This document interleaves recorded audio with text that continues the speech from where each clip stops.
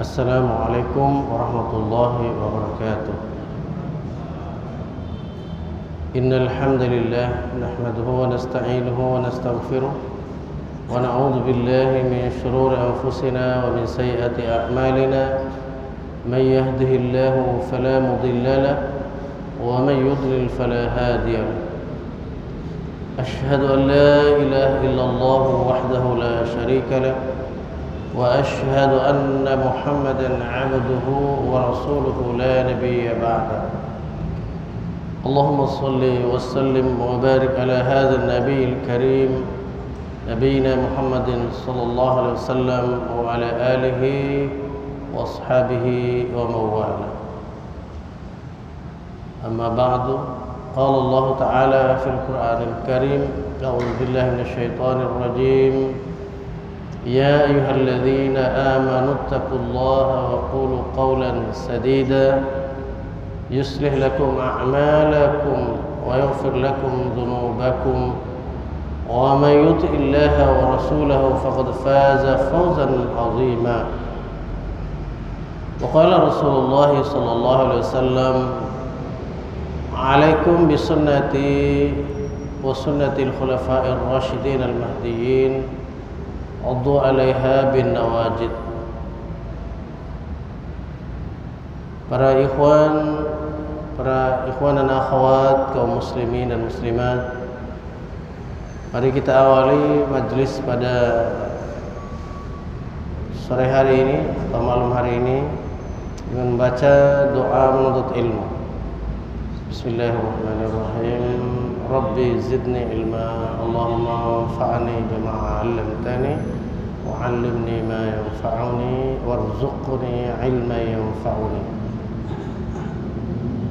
Alhamdulillah, kita bersyukur pada Allah atas limpahan nikmat, terutama nikmat iman, nikmat Islam serta nikmat ihsan. Juga nikmat sehat dan sempat sehingga kita dapat menghadiri majlis ilmu pada malam hari ini berupa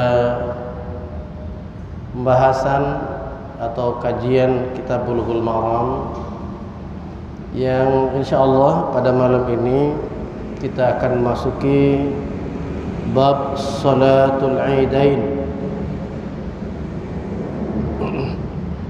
atau bab salat dua hari raya.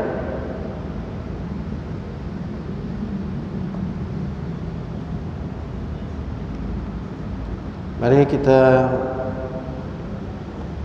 mulai, para ikhwan dan akhwat sekalian. Hadis nomor 509. Mulai dari hadis nomor 509. Bismillahirrahmanirrahim. An Aisyah radhiyallahu anha qalat, dari Aisyah ummul mukminin radhiyallahu anha, ia berkata,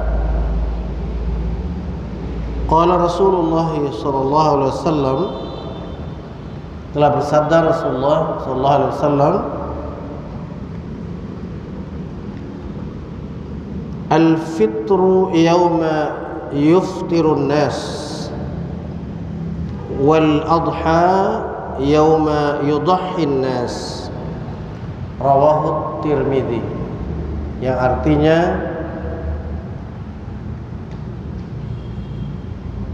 fitri, yakni hari raya Idul Fitri, itu hari yang orang-orang berbuka atau futur. Hari orang-orang berbuka dari saum Ramadan. Dan hari raya atau Idul Adha itu hari orang-orang berkurban atau hari menyembelih hewan kurban. Hari Udhiyah, hari menyembelih kurban. Diriwayatkan dia oleh Imam At-Tirmidzi.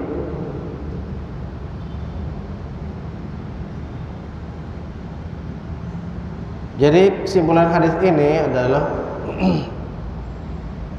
bahwa yang dimaksud dengan Idul Fitri adalah hari raya untuk berbuka puasa. Jadi kata fitri atau fitrun itu adalah hari raya untuk berbuka. Sedangkan Al-Adha yaitu hari raya untuk penyembelihan binatang kurban. Jadi secara manfaat daripada hadis ini adalah menyangkut tentang nilai ketakwaan dari orang-orang yang beriman sesudah melaksanakan sebulan suntuk saum Ramadan, lalu diberikan oleh Allah SWT kegembiraan,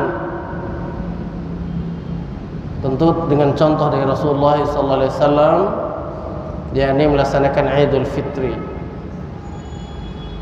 Kemudian yang kedua adalah Allah Subhanahu wa taala memberikan waktu untuk bersyukurnya orang-orang beriman setelah beberapa bulan sebelumnya mereka menjalani ibadah-ibadah atas perintah Allah Subhanahu wa taala, fasholli li rabbika wanhar, maka salatlah untuk Rabbmu dan sembelihlah kurban. Yang tentu adalah makna di dalamnya ukuran atau kadar kesalehan seseorang hamba yang tentunya bukan dinilai dari darah dan daging binatang itu, melainkan dari takwanya yang dinilai Allah Subhanahu wa taala. Kemudian hadis berikutnya, hadis yang ke-510.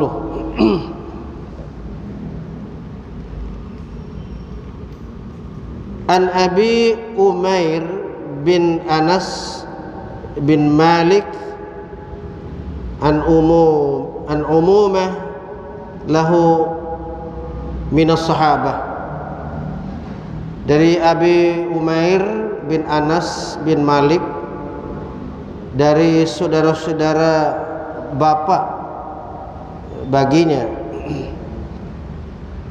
minas sahabah, yang jadi sahabat Rasulullah SAW.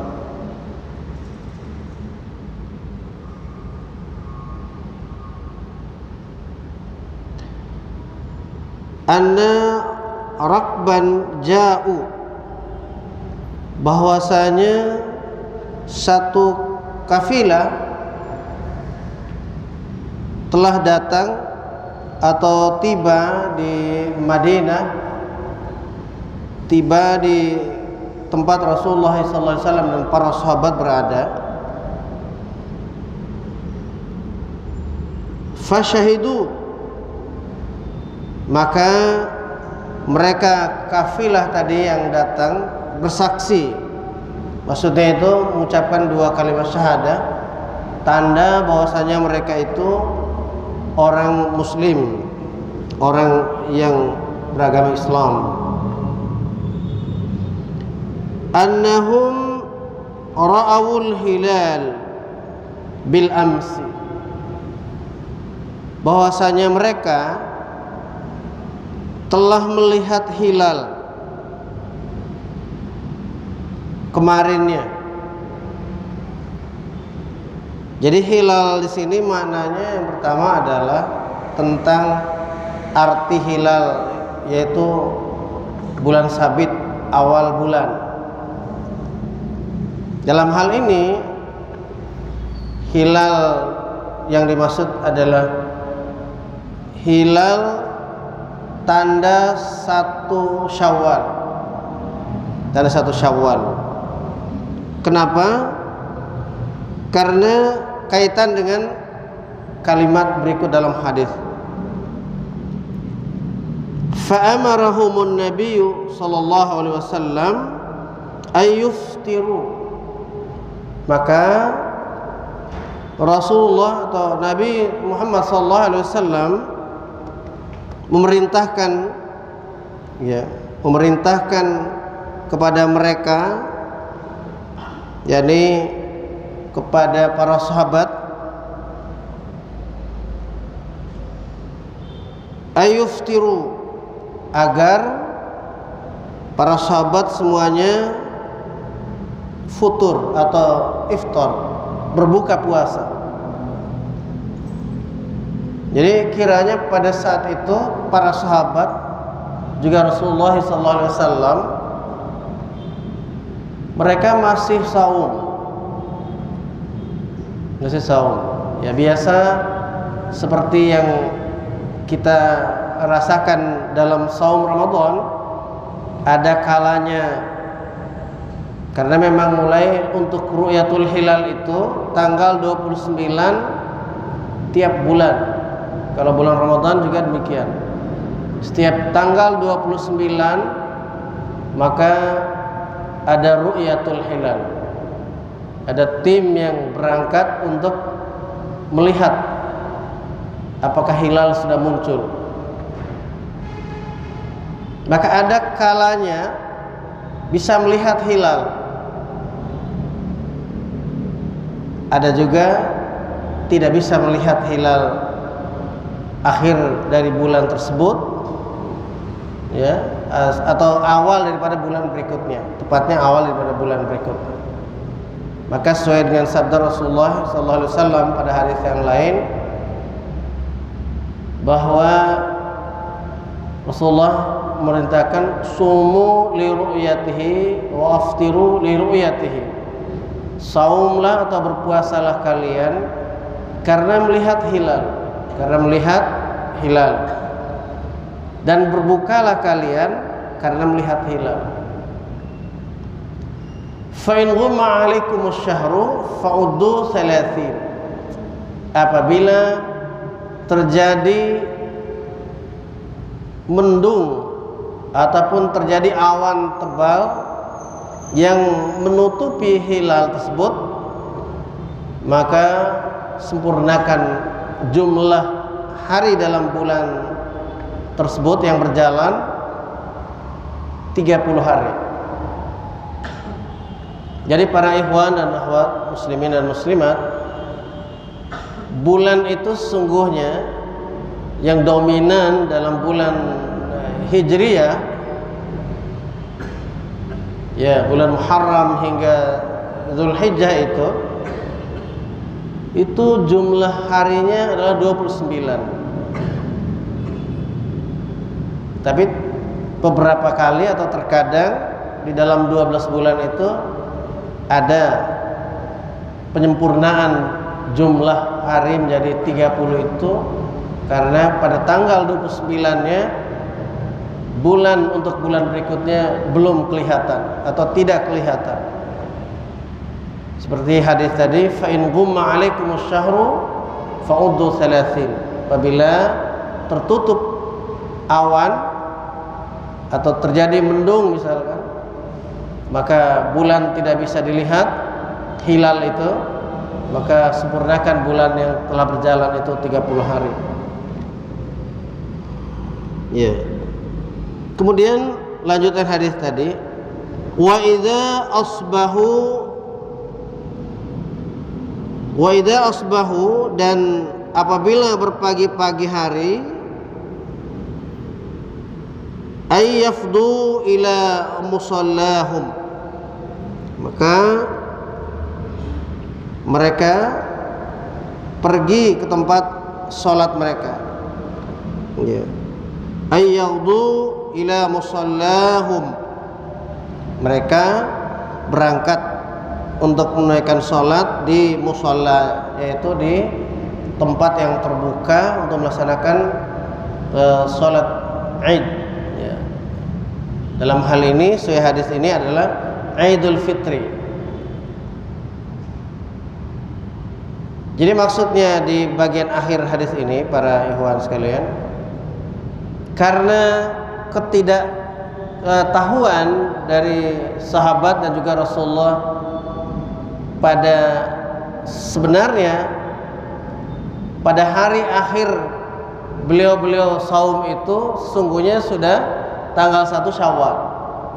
Dengan adanya informasi atau berita dari kafilah yang datang pada hari akhir beliau saum itu, yang tentunya sudah siang hari, di mana Rasulullah SAW dan para sahabat tengah saum atau tengah berpuasa. Maka Rasulullah SAW menyuruh berbuka. Ya, tidak disebutkan ini mataharinya sudah sampai di pertengahan siang atau mataharinya sudah condong ke barat, ya. Tidak, tapi pada hari di mana sedang saum. Namun untuk melaksanakan Id, yakni Idul Fitri, itu sehari setelahnya. Ya, jadi seperti itu. Karena sudah siang, karena sunnah dari Rasulullah SAW melaksanakan Idul Fitri, Idul Adha itu di waktu pagi hari. Maka bisa diduga ini kabar yang datang itu, ya, insyaallah ini dapat kita fahami, orang yang bawa kabar dari kafilah itu telah sampai kepada Rasul dan para sahabat di Madinah, hari sudah siang, sudah melewati batas waktu untuk melaksanakan salat Idul Fitri, seperti itu. Rawahu Ahmad wa Abu Dawud wa hadha lafduhu wa isnaduhu sahih. Hadis ini diriwayatkan oleh Imam Abu Daud dan ini juga lafadznya dari Abu Daud, dan isnad daripada hadis ini adalah sahih. Demikian para ikhwan sekalian. Kita lanjutkan pada hadis yang ketiga, hadis 511. An Anas radhiyallahu anhu qala, dari Anas, yakni ini Anas bin Malik radhiyallahu anhu, qala, dia berkata, kana Rasulullah sallallahu alaihi wasallam la yaudu yaumal fitri hatta ya'kula tamarat. Akhrajahul Bukhari fi riwayatin mu'allaqah wa wasalaha Ahmad wa ya'kuluhunna afrada. Di mana hadis tadi adalah Rasulullah SAW tidak pergi ke tempat atau tanah lapang pada hari raya Fitri, yaitu pada Idul Fitri, melainkan sesudah makan beberapa biji kurma. Jadi ini termasuk sunnah para ikhwan. Jadi kalau tidak ada kurma, insya Allah boleh diganti dengan sarapan yang lain, ya. Ya. Intinya adalah sarapan dulu sebelum berangkat menaikkan sholat Idul Fitri. Sunnahnya demikian. Nah, berbeda dengan Idul Adha. Kalau Idul Adha disunnahkan untuk tidak sarapan dulu sampai selesainya pelaksanaan sholat Idul Adha, baru disunnahkan untuk futur, untuk makan, ya, untuk sarapan. Jadi beliau mencontohkan dengan memakan beberapa biji kurma. Ya. Beberapa butir kurma begitu tepatnya. Dikeluarkan dia oleh Al-Bukhari dan pada satu riwayat yang mu'allaq, tetapi diwasalkan dia hadis ini oleh Imam Ahmad, dan ia makan kurma itu satu persatu. Jadi ini merupakan adabiyah di dalam perkara makan kurma ya. Ya berbeda tentunya dengan makan nasi. Ya kan repot kalau kita makan nasi per biji seperti kurma ya. Maka kurma saja ini berlaku untuk kurma. Ya atau misalnya makan buah-buahan yang diiris, yang dipotong-potong, contoh pepaya para ikhwan ya. Nah, diiris kemudian dipotong-potong. Masalah seperti potong-potong dadu misalnya, maka sunnah memakannya satu-satu. Jangan mengambil di piring itu 2 biji atau 2 potong sekali ngambil. Sunnahnya satu saja. Jadi ini termasuk adab di dalam makan makanan yang ya ukurannya seperti kurma itulah, seperti itu. Masya Allah. Kemudian hadis berikutnya, hadis yang ke-512.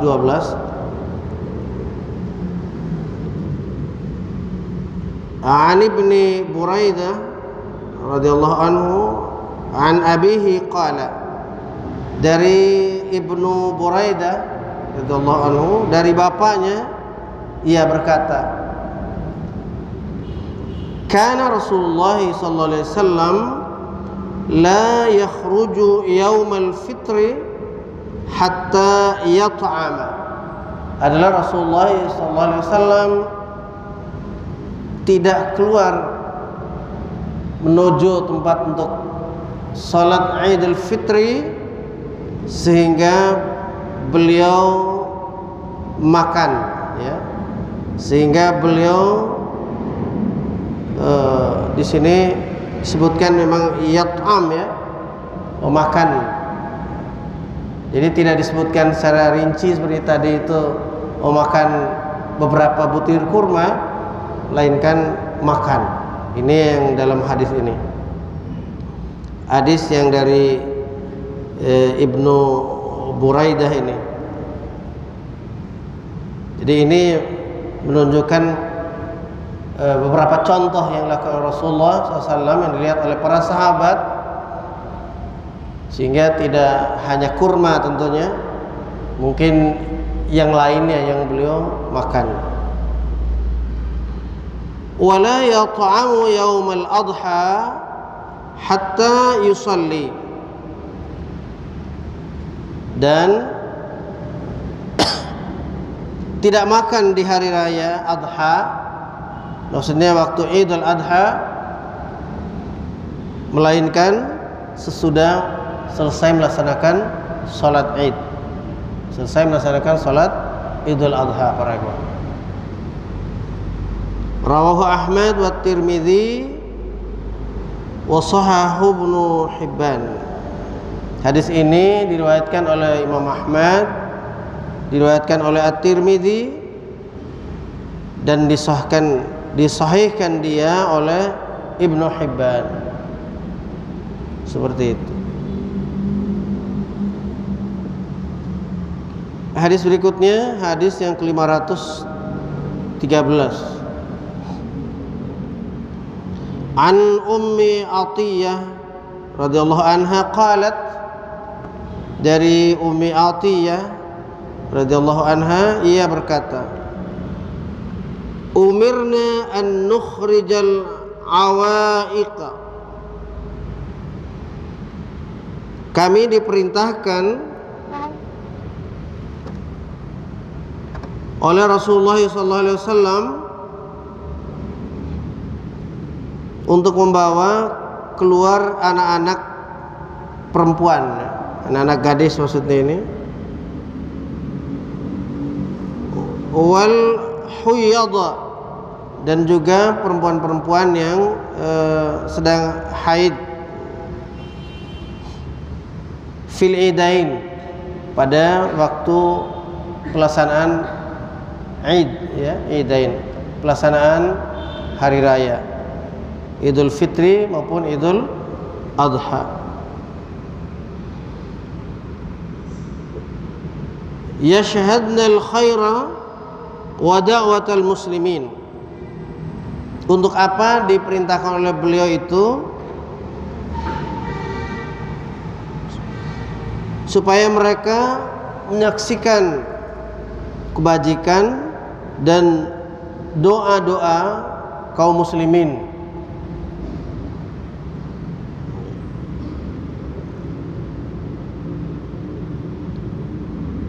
Wa ya'tazilul khuyyasu wa ya'tazilul khuyyadu al-musalla, muttafaqun alaih. Dan akan tetapi orang-orang yang haid berjauh dari tempat sholat, artinya posisinya mereka agak menjauh dari tempat dilaksanakannya sholat bagi orang-orang yang tidak sedang haid. Jadi terpisah tempat mereka itu di belakang, supaya tidak sama soft mereka dengan orang-orang yang melaksanakan sholat Id. Namun dalam hal ini diperintahkan semua, baik anak gadis maupun orang-orang yang sudah berkeluarga, termasuk dalam hal ini wanita-wanita yang sedang haid pun begitu pentingnya untuk syiar, ya, di dalam penyelenggaraan sholat baik Idul Fitri maupun Idul Adha. Di dalam hadis ini disebutkan untuk apa mereka dihadirkan atau disuruh hadir, yaitu agar mereka bisa menyaksikan, ya, kebajikan dan doa kaum muslimin. Jadi maksudnya bisa mendengarkan nasihat di dalam khutbah, lalu mereka juga bisa menyaksikan bagaimana ukhuwah, ya, persaudaraan di antara kaum muslimin dan juga kaum muslimat di saat mereka melaksanakan ibadah kepada Allah Subhanahu wa taala. Juga sekaligus mereka mendapatkan ilmu dinul Islam dari nasihat-nasihat yang disampaikan dalam khutbah Rasulullah sallallahu alaihi wasallam itu. Hadis ini muttafaqun alaih, artinya disepakati hadis ini kesahihannya oleh asy-syaikhan, yaitu Imam Al-Bukhari dan Imam Muslim.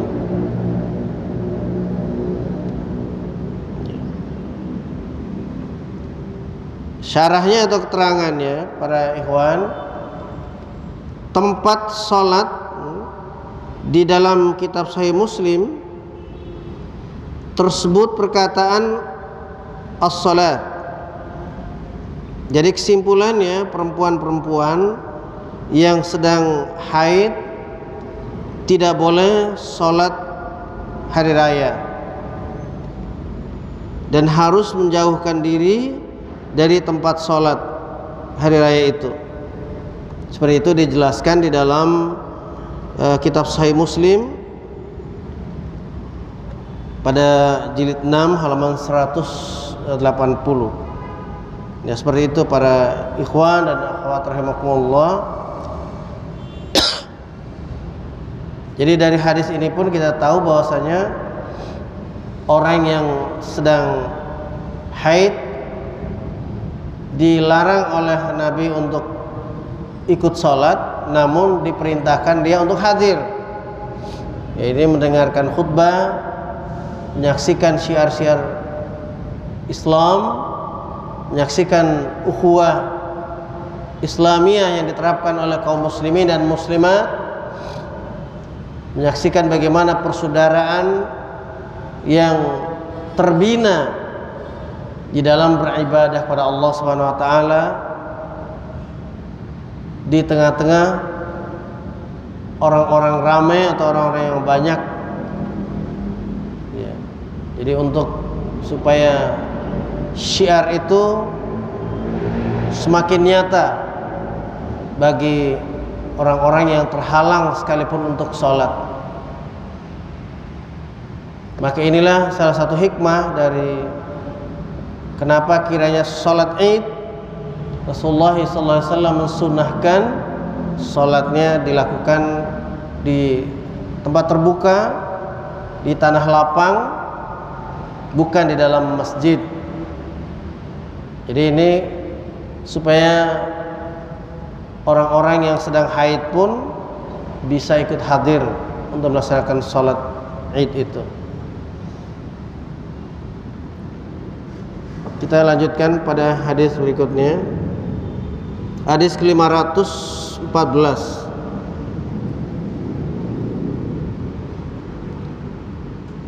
An Ibni Umar radhiyallahu anhuma, dari Ibnu Umar, semoga Allah ridhoi keduanya. Qala, dia berkata, kana Rasulullah sallallahu alaihi wasallam wa Abu Bakar wa Umar yusalluna al-aidaini qabla al-khutbah, muttafaqun alaih. Adalah Rasulullah sallallahu alaihi wasallam dan Abu Bakar dan Umar salat 2 hari raya sebelum melaksanakan khutbah. Muttafaqun alaih. Jadi ini jelas, ini sudah kita laksanakan semua sesuai sunnah. Berbeda dengan sholat Jumu'ah. Sholat Jumu'ah kita khutbahnya dulu, baru dilaksanakan sholat 2 rakaat. Sementara sholat Id atau sholat Idain dilaksanakan 2 rakaat sholat dulu, dengan ketentuan bahwa pada rakaat pertama melaksanakan 7 kali takbir selain takbiratul ihram, dan 5 kali takbir pada rakaat yang kedua selain takbir intiqal, takbir dari posisi duduk, ya, posisi sujud, dan naik untuk berdiri rakaat yang kedua.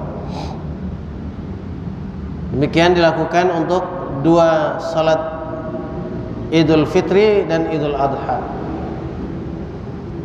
Baru selesai melaksanakan salat itu, barulah dilaksanakan khutbah. Ya, dilaksanakan khutbah. Dan juga di dalam hadis ini tidak disebutkan bahwa Rasulullah SAW melaksanakan 2 khutbah. Ya, para ikhwan dan akhwat sekalian. Jadi di sini kalau misalkan salat Id, Idain, Idul Fitri maupun Idul Adha 2 khutbah sebagaimana Jum'ah, maka akan redaksinya berbunyi, ya, qabla al-khutbataini, sebelum melaksanakan 2 khutbah. Namun di sini hanya disebutkan qabla al-khutbah, sebelum melaksanakan khutbah. Berarti khutbahnya hanya 1 kali khutbah, tidak sebagaimana yang kita saksikan, yang kita laksanakan pada khutbah Jum'ah, yang ada duduk istirahat dan yang berdiri di atas mimbar. Dan nanti insyaallah akan ada hadisnya bahwasanya Rasulullah sallallahu alaihi wasallam selesai melaksanakan salat bersama para sahabat, beliau terus membalikkan badan menghadap kepada para sahabatnya dan berdiri. Di hadis lain menyebutkan beliau menekan bahunya Bilal seraya beliau berdiri di depan para sahabat untuk berkhutbah. Dan dalam hal ini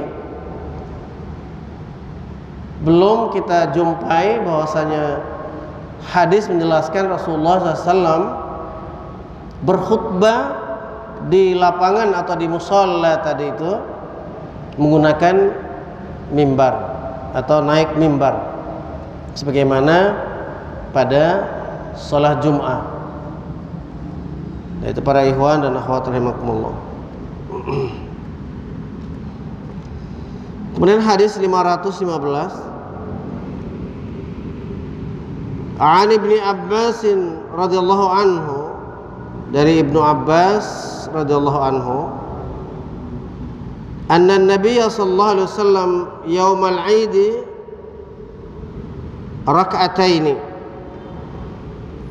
bahwasanya Nabi sallallahu alaihi wasallam salat pada hari raya 2 rakaat. Lam yusalli qablahuma wala ba'dahuma, beliau tidak salat sebelum salat keduanya, yaitu sebelum salat hari Idul Fitri dan salat Idul Adha. Dan juga beliau tidak salat sesudahnya. Akhrajahu as-sab'ah. Hadis ini dikeluarkan oleh 7 ahli hadis, 7 perawi hadis.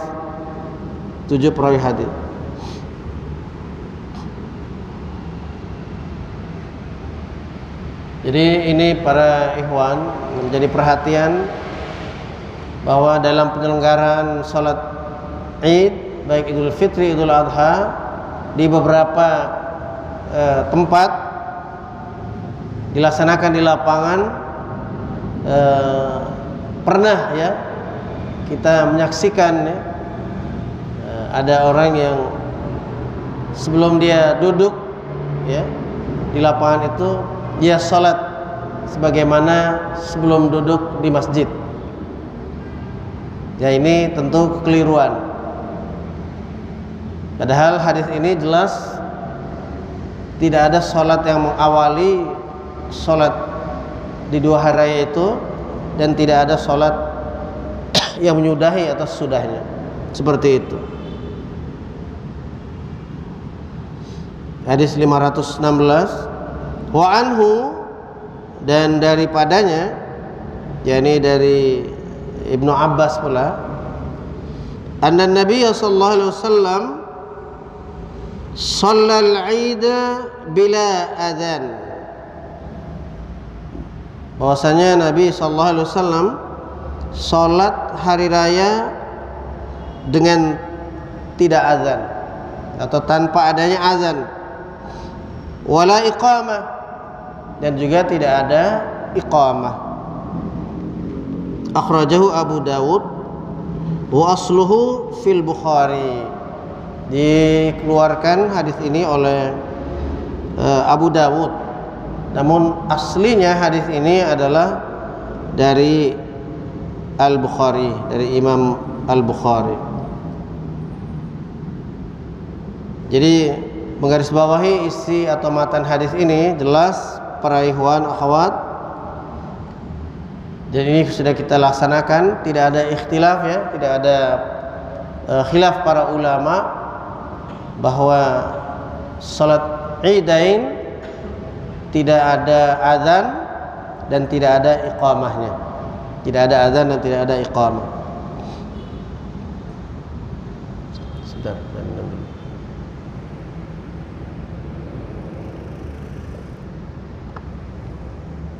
Bismillah.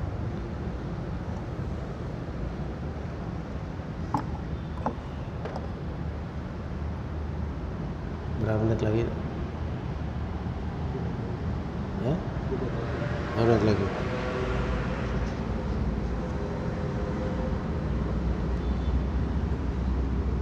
Kemudian hadis yang ke-517 An Abi Sa'id radhiyallahu anhu qala, dari Abi Sa'id radhiyallahu anhu dia berkata, kana Nabi sallallahu alaihi wasallam la yusalli qabla al-'id syai'a. Adalah Nabi sallallahu alaihi wasallam tidak melaksanakan salat apapun ya sebelum salat hari raya. Tidak melaksanakan salat sebelum melaksanakan salat hari raya. Fa idza raja'a ila manzilihi shalla rak'atain. Maka apabila beliau kembali ke tempat tinggal beliau, ke rumah beliau, beliau salat 2 rakaat di rumahnya.